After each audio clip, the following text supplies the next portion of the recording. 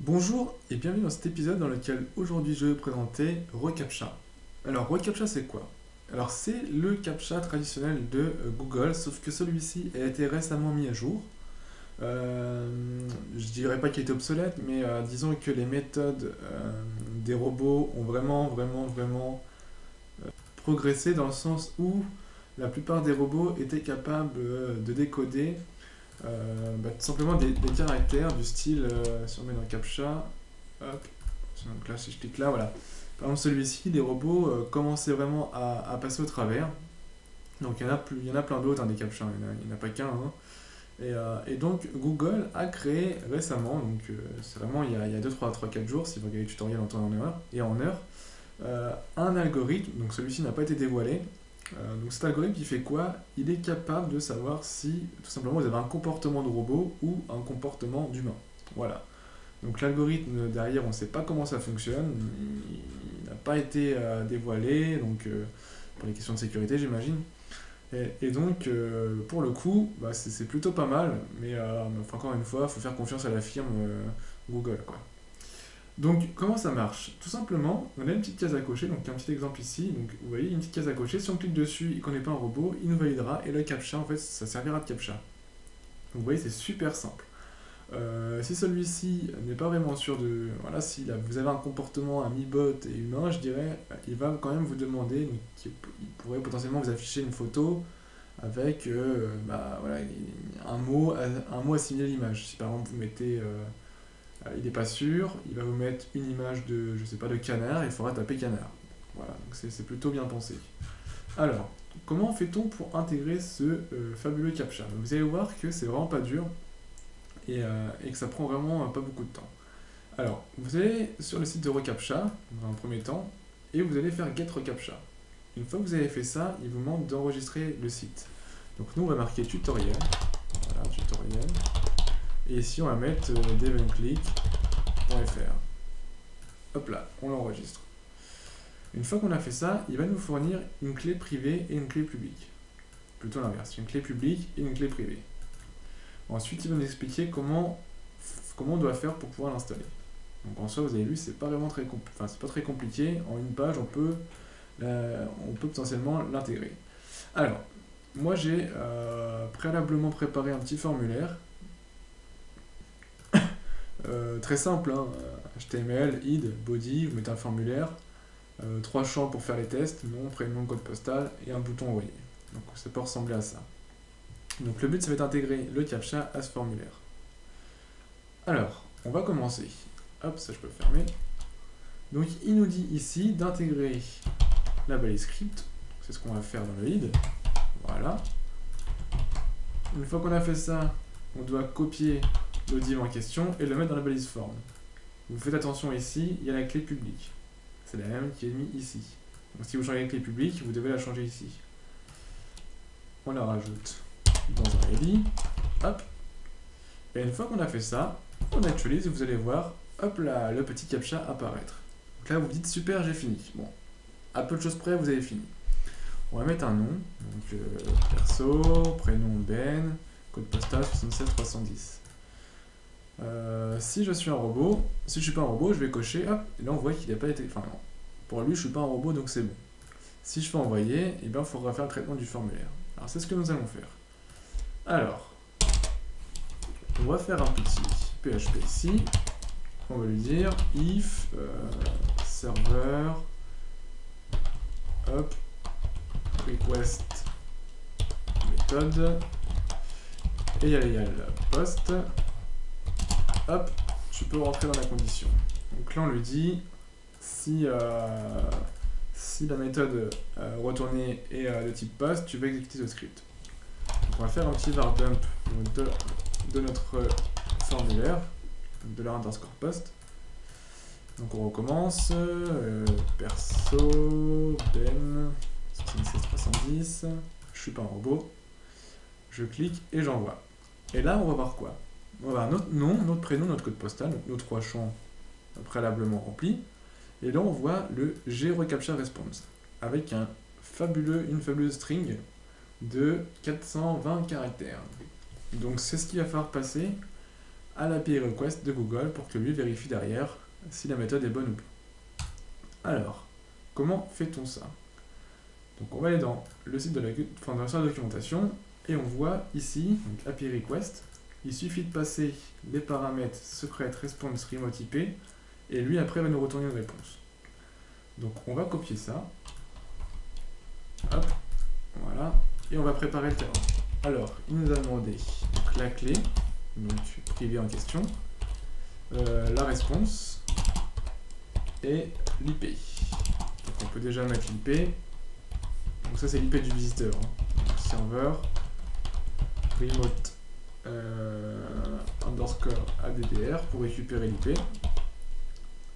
Hop, la réponse ici ça va être $_ post. En l'occurrence,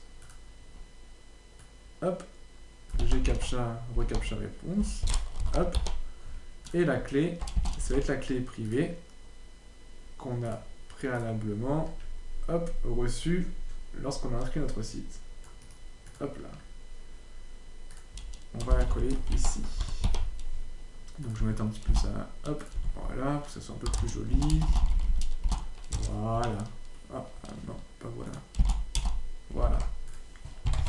Bon, maintenant qu'on a nos trois variables initialisées, on va récupérer, comme je disais, hop, l'URL request, et ici on va mettre GAPI, qui va être égal à l'URL. Donc, on va voir passer en paramètre, donc la clé secrète, donc c'est la nôtre, hein. Hop, hop, tac, tac, tac, donc on a mis key, la réponse, point response et l'IP. Voilà. Donc une fois qu'on a fait ça, on arrive à cette étape-là. On a rempli l'URL avec les trois variables et maintenant on est censé récupérer une réponse JSON. Alors on va récupérer la réponse JSON. Alors on va faire un JSON égal, donc JSON des codes, le file get content, et là on va passer GAPI. On va mettre true pour récupérer un tableau. On va faire un petit var dump de JSON, et là vous allez voir dans la logique un super tableau. Alors on recommence, perso, ben, 76-70, je suis pas un robot. Ah là vous avez vu là, il est à mi-chemin entre, je sais pas si c'est un robot ou pas, avec tous les tests qu'on a fait depuis tout à l'heure. Donc là il faut qu'on remplisse, D-I-N-F-E, yeah. Donc là comme il hésite, hop, on lui prouve qu'on n'est pas un robot. Ok, tu passes. Donc là vous voyez qu'on est passé à la deuxième étape. On n'a pas eu l'image mais on a eu le texte. C'est similaire. On envoie. Et là on voit un booléen, pardon, true, ça veut dire qu'on est passé, pour lui on est bon, on n'est pas un robot. Donc si par exemple je n'avais pas complété, je fais envoyer directement, hop, on voit ici false, et ensuite on voit une error code missing, enfin avec un tableau dans error code, on va avoir la raison du pourquoi de l'erreur. Alors je vous propose ici de traiter cette erreur. Alors là on va lui dire if JSON différent. Donc si la réponse n'est pas true, le success, hop, tu rentres dans la condition. Et là on va lui dire d'afficher echo error code.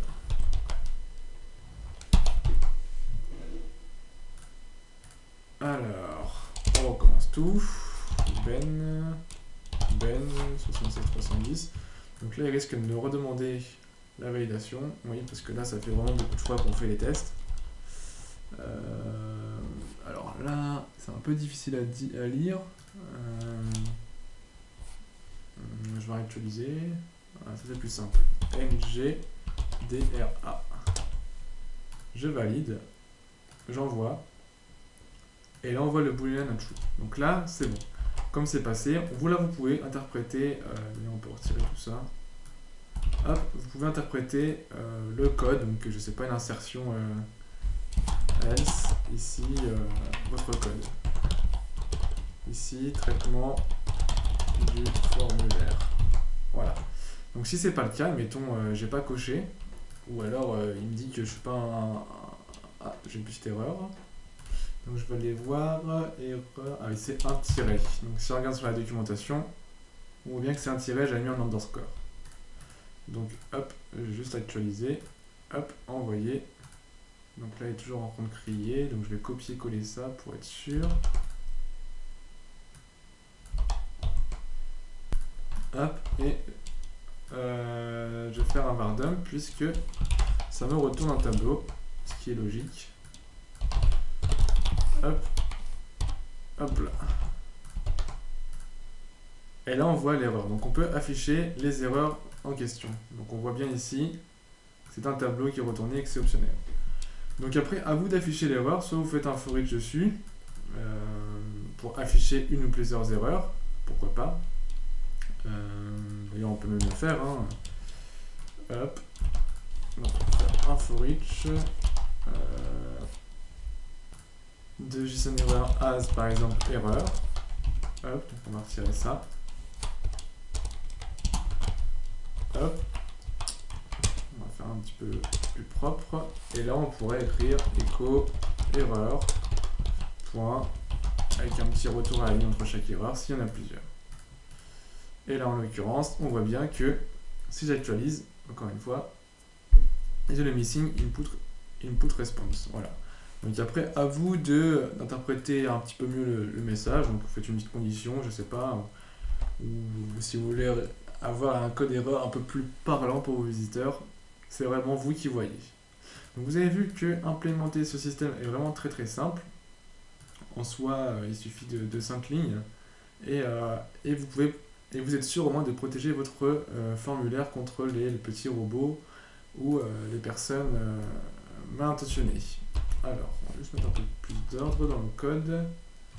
Hop, voilà.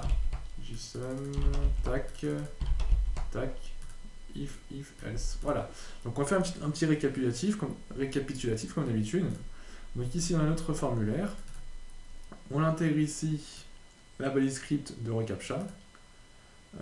Ici on met le div de reCAPTCHA avec la clé publique. On n'oublie pas la clé publique. Ici on lui dit de traiter uniquement l'intégralité de ce code que si c'est une méthode post. Si c'est une méthode post, on initialise, donc on récupère la clé privée du CAPTCHA, donc qui est fournie dans votre super API. Hop, ici, clé secrète. Ensuite, on va avoir le response qui va être généré par cette div-ci, qui va créer un input un peu comment dire, dissimulé dans le CAPTCHA. Et c'est cette valeur en fait qu'on va récupérer, qu'on va réinjecter dans la variable response. Ici, c'est l'IP courant de l'utilisateur en question. On passe ensuite à l'URL toutes nos variables, donc key response API, IP, pardon. Et ensuite, on va chercher